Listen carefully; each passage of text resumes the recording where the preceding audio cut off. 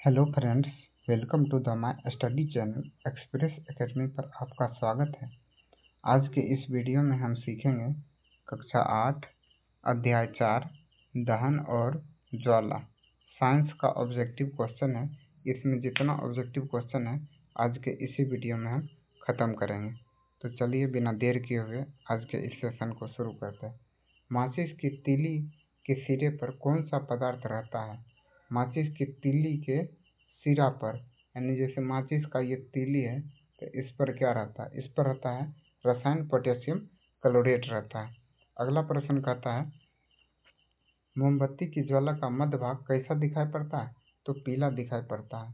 कौन स्वतः दहन का एक उदाहरण है? श्वेत फास्फोरस अपने आप जलने लगता है।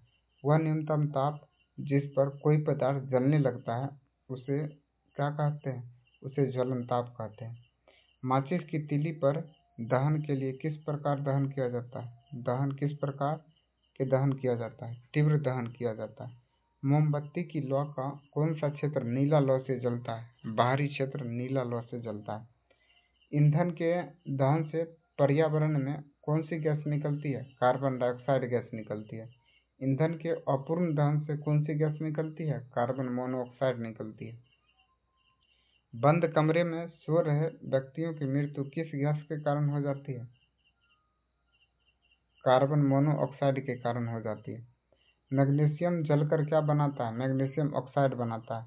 मैग्नीशियम जलकर क्या उत्पन्न करता है? ऊष्मा और प्रकाश दोनों उत्पन्न करता है। कास्ट कोयला कहाँ जलता है? वायु में जलता है। जब वायु चिमनी में नीचे से प्रवेश कर सकती है तो मोमबत्ती कैसे जलती है?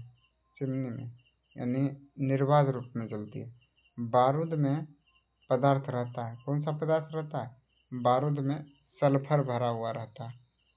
ग्लोबल वार्मिंग के लिए उत्तरदायी गैस कौन सा है? CO2।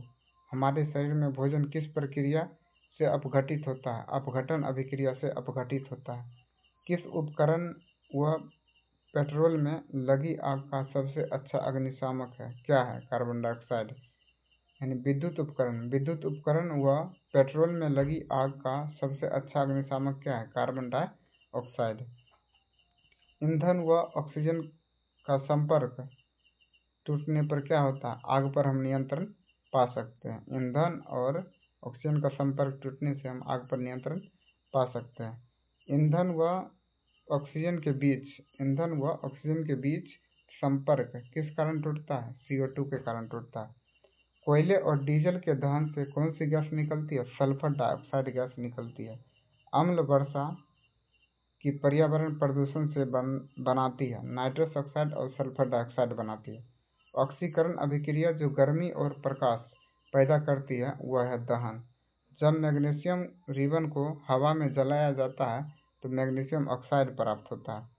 किस गैस का ज्वलन ताप इतना निम्न होता है कि वह कमरे के ताप पर ही जल उठता है? सल्फर का सबसे कम होता है ताकि वो जलने लगता है कमरे के तापमान पर। ईंधन का मात्रक क्या होता है? केजे यानी किलो जूल प्रति किलोग्राम।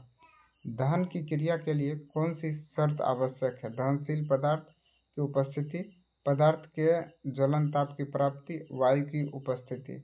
किस पदार्थ के दहन का पोषक पदार्थ? किसी पदार्थ के दहन का पोषक पदार्थ है ऑक्सीजन है। खाना पकाने के लिए सबसे अच्छा ईंधन LPG है। दहन के लिए कौन सा गैस आवश्यक है? ऑक्सीजन। दहन के लिए आवश्यक गैस कौन सा है?